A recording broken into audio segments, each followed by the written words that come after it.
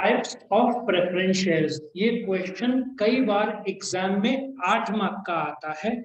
इसके 8 पॉइंट्स है। ये 8 पॉइंट्स का हर एक पॉइंट में एक्सप्लेन करूंगा। उसके बाद आठों के आठों पॉइंट लर्न करने के लिए एक बहुत बढ़िया स्टोरी बनाई है जिससे तुम्हारे सारे पॉइंट्स लर्न हो जाएंगे।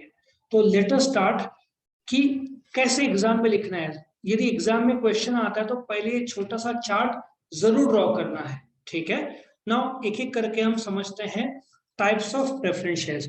सबसे पहला है cumulative preference shares. Let us understand, मैं यहाँ पे एक राइट अप रखूंगा। सपोजेडली 2021-22 ये तुम्हारा फाइनेंशियल ईयर था, ये 22-23 चल रहा है। 1 लाख का प्रेफरेंस शेयर्स है, ठीक है। 1 लाख, मैं माउस से लिख रहा हूँ, हैंडराइटिंग बड़ी अजीब आएगी। 1 लाख प्रेफरेंस शेयर्स है और 1 लाख रुपए का रेट ऑफ डिविडेंड कितना है? 10% है। तो टेल मी, एक साल में कितना मिलेगा डिविडेंड तुमको? 1 लाख का 10% कितना मिलेगा? 10,000। तो पिछले साल इन लोगों ने डिविडेंड दिया ही नहीं, 10,000, तो तुम्हारा मिस हो गया, प्रॉफिट ही नहीं था। अब ये साल आता है 2022-23, सो ये साल भी 10,000 देना पड़ेगा क्योंकि प्रेफरेंस शेयर का डिविडेंड फिक्स रेट में होता है, हर साल फिक्स रहता है। Do you agree? तो ये साल कितना देना है? 10,000। यदि क्यूमुलेटिव प्रेफरेंस शेयर्स है तो तुम्हारा जो डिविडेंड है पिछले साल का जो 10,000 है वो कंपनी पहले देगी मतलब वो जमा होगा, और इस साल 10 + 10 जो 20,000 है ये डिविडेंड कंपनी को पहले देना पड़ेगा। यदि कंपनी ने कमाया है, नेट प्रॉफिट कंपनी का 25,000 है, तो ये 25,000 में से पहले 20,000 देगी और फिर इक्विटी शेयर के लिए 5,000 बचेगा, ठीक है ना। सो आई होप यू अंडरस्टैंड कि क्यूमुलेटिव प्रेफरेंस शेयर्स वो शेयर्स है कि यदि पिछले साल के कुछ डिविडेंड बाकी है तो वो जमा होता है, और पूरा का पूरा जो जमा हुआ डिविडेंड जब तक तुम प्रेफरेंस शेयर होल्डर्स को नहीं देते तब तक तुम इक्विटी को डिविडेंड नहीं दे पाओगे।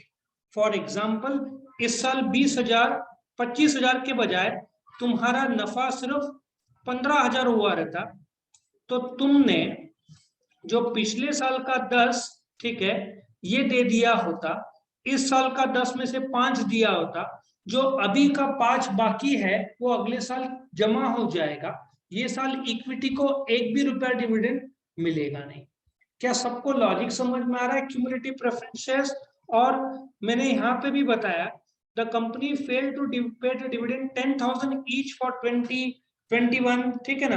तो तुमको क्या करना पड़ेगा, यदि ये 22 ईयर चल रहा है तो पिछले साल का डिविडेंड क्या होगा? जमा होगा। पिछले साल का जितने भी साल है सब जमा होता है। ऐसे टाइप के प्रेफरेंस शेयर्स को क्या बोलेंगे हम लोग?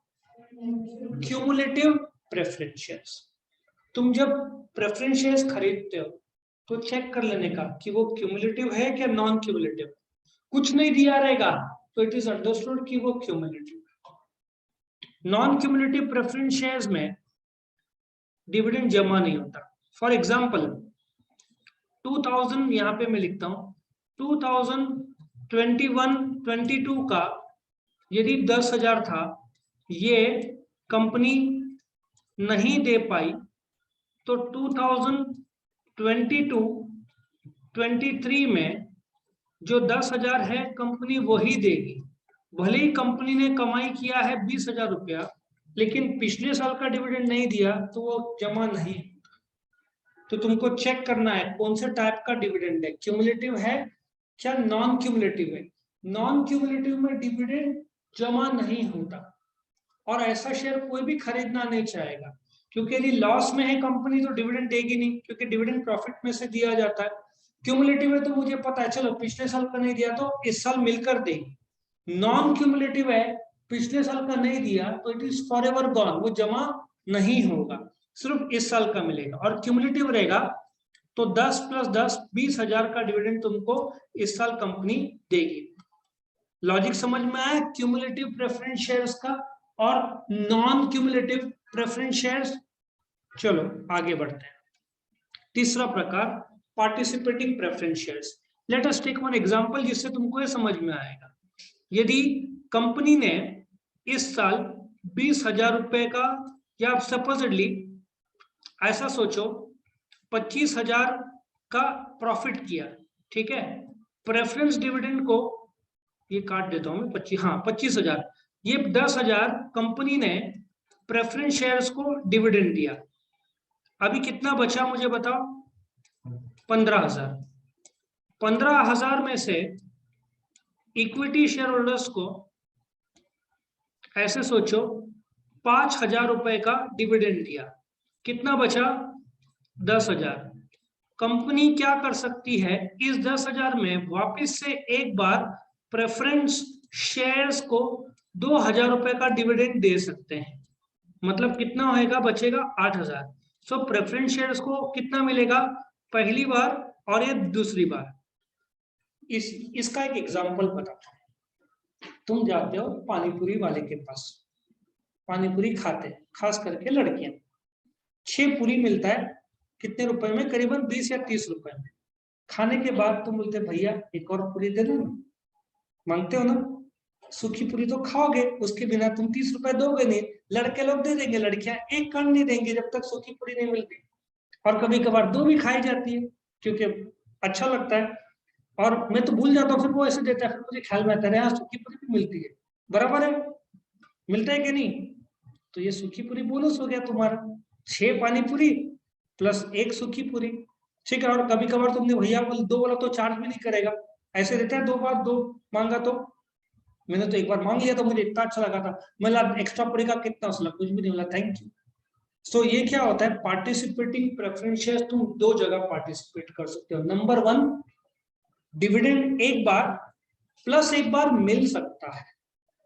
अभी ध्यान से सुनो, दूसरा कौन सा पार्टिसिपेट कर सकते हो? कंपनी बंद हो गई है, कंपनी के पास 3 लाख रुपया है जो बचा है संपत्ति बेच के, ठीक है। एसेट्स बेचा, 3 लाख रुपया है। प्रेफरेंस को 1 लाख रुपया लौटा दिया, लाख रुपया, डिविडेंड नहीं, कैपिटल वापस कर दिया, बंद हो गई कंपनी, वापस ले लो।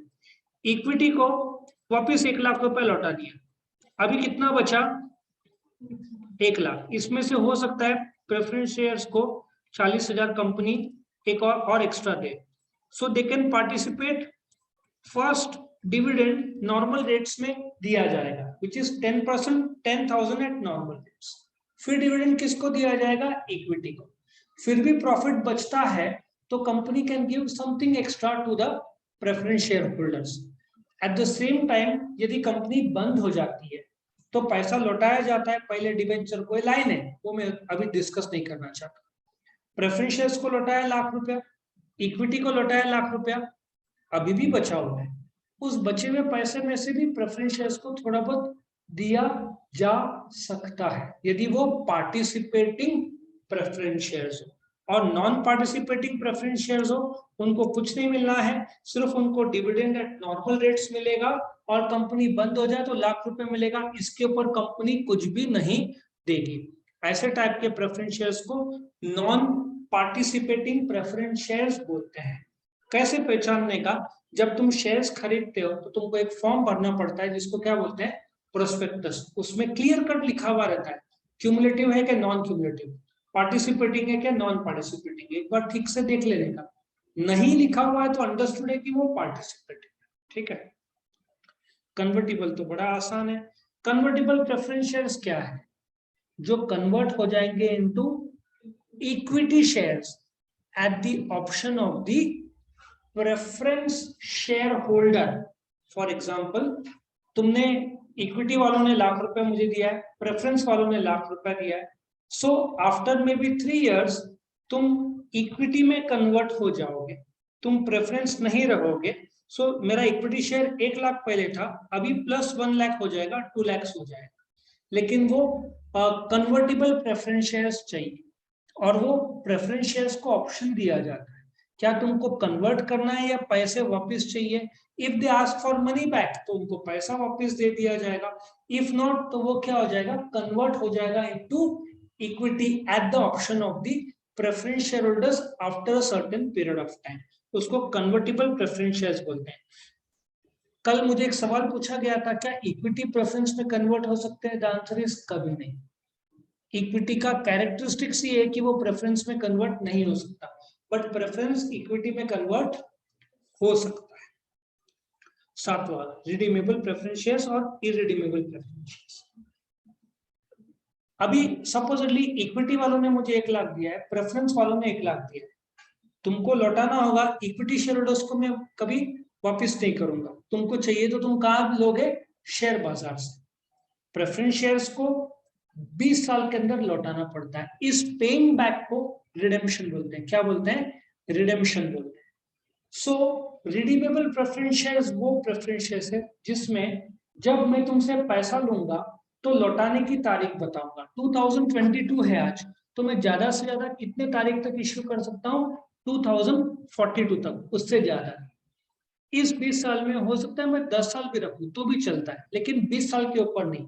तो 2022 है तो 2042 के अंदर मुझे तुमको ये 1 लाख रुपए लौटाना ही होगा। अब ये कैसे लौटाऊंगा? मेरे पास प्रॉफिट होगा बचा हुआ, उसमें से मैं तुमको लौटाऊंगा, या तो फिर हो सकता है कि तुम्हारा 10% सीरीज है, मैं किसी और को मे बी 11% सीरीज इश्यू करूं, उनसे लाख रुपए रिसीव करूं और तुमको लौटा दूं। लॉजिक समझ में आया? पॉसिबल है। लेकिन यदि मेरे पास प्रॉफिट है तो उसमें से भी लौटाया जा सकता है, या तो प्रॉफिट से और दूसरा प्रेफरेंस शेयर इश्यू करके वो रिन्यू नहीं हो सकता, उसको मैं ऐसा नहीं बोल सकता और एक्सटेंशन 20 साल करो। द आंसर इज वो लीगली अलाउड नहीं है, मुझे कंपलसरी 20 साल के अंदर लौटाना ही होगा। और आखिर का जो इरिडीमेबल है, जिसमें लौटाने की तारीख नहीं दी गई हो, ऐसा प्रेफरेंस शेयर इलीगल है, बैंड है इन इंडिया, तुम इश्यू नहीं कर सकते। इसका मतलब यह है कि जब भी तुम मार्केट से प्रेफरेंस शेयर में इन्वेस्ट करते हो, उसमें लौटाने की तारीख देना कंपलसरी है, तय है, दिया होगा। 1988 के पहले चलता था कि जिसमें लौटाने की तारीख नहीं दी गई हो तभी चलता था, तुम 50 साल 100 साल के लिए इश्यू करो, कोई प्रॉब्लम नहीं। लेकिन प्रेफरेंस शेयर्स में लौटाने की तारीख देना कंपलसरी हुआ 1988 में, वो भी 20 साल। 20 साल के अंदर तुमको लौटाना पड़ेगा। 20 साल के अंदर तुम 7, 8, 10, 15 जितनी मर्जी के लिए इश्यू करो, तुम 20 साल के लिए मैक्सिमम इश्यू करो, कोई प्रॉब्लम नहीं, पर उसके ऊपर तुम इश्यू नहीं कर सकते। क्या समझ में आया ये 8 के 8 पॉइंट्स? यस और नो? इफ यस तो अभी मैं तुमको इसका लर्न करने का एक टेक्निक बताता हूं, जिससे तुम्हारा लर्न हो जाएगा, तुम एग्जाम में ये ड्रॉ भी करोगे। अभी तुमको एक आइडिया बताता हूं, ये कितने पॉइंट्स है? 8 पॉइंट्स है। इसको लर्न करने का टेक्निक, ठीक है ना? सपोजिटली तुम एक पार्टी में जाते हो, ठीक है ना, डांस करते हो, इसमें म्यूजिक भी है लेकिन डजंट मैटर। सो तुम क्या करते हो, एक पार्टी, वैसे party pronunciation PAR, participating preference share. तुम क्या करते हो, एक पार्टी में जाते हो, ठीक है, वहां पे खूब डांस करते हो, ठीक है, और डांस होने के बाद तुम जाते हो, वहां पे खाना पिरसा हुआ रहता है, खूब जोरों में खाते हो, और फिर आइसक्रीम के बिना तो मजा नहीं है फिर खाने को, तो तुम आइसक्रीम के वहां पे जाते हो, वो देता है कप में, बच्चों को चाहिए कोन में, बराबर ना? तुमको कप और कोन का ऑप्शन दिया जाए, तुम किसका लोगे? कोन में लोगे। हम भी कोन में लेंगे भाई, कप में जिंदगी नहीं है। असली मजा किसमें? कोन में। अब देखो ये कप, कप मतलब क्यूमुलेटिव, कोन मतलब कन्वर्टिबल। लॉजिक समझ में कैसे याद रखना है? तुम एक पार्टी में जाते हो, पार्टी मतलब क्या? Participating non participating. तुम जाके आइसक्रीम के यहाँ जाते हो, वो तुमको कप देता है, कप क्यूमुलेटिव नॉन क्यूमुलेटिव, पर तुम बोलते कप नहीं, कौन में चाहिए, कन्वर्टिबल नॉन कन्वर्टिबल। उतने में तुम्हारे माताजी का फोन आ जाता है, तुम्हारे रेडमी मोबाइल में, जरा घर पे आना, बहुत लेट कर दिए। लॉजिक समझ में आया सबको? वापस एक बार, पॉइंट नंबर 1, वैसे ये थर्ड पॉइंट है लेकिन पार्टी के हिसाब से फर्स्ट है। पहला पॉइंट क्या है? पार्टी मतलब पार्टिसिपेटिंग नॉन पार्टिसिपेटिंग। तुम जाते हो आइसक्रीम में, कप मतलब क्यूमुलेटिव नॉन क्यूमुलेटिव, कौन कन्वर्टेबल नॉन कन्वर्टेबल। उतने में तुम्हारे माताजी का फोन आता है, किसमें? रिडीमेबल रेडमी मोबाइल में, रिडीमेबल इरिडीमेबल। हो गए 8 के 8 पॉइंट्स। तो एक बार बिना देख के लिख के निकालो, देखो कितने पॉइंट्स याद है तुमको।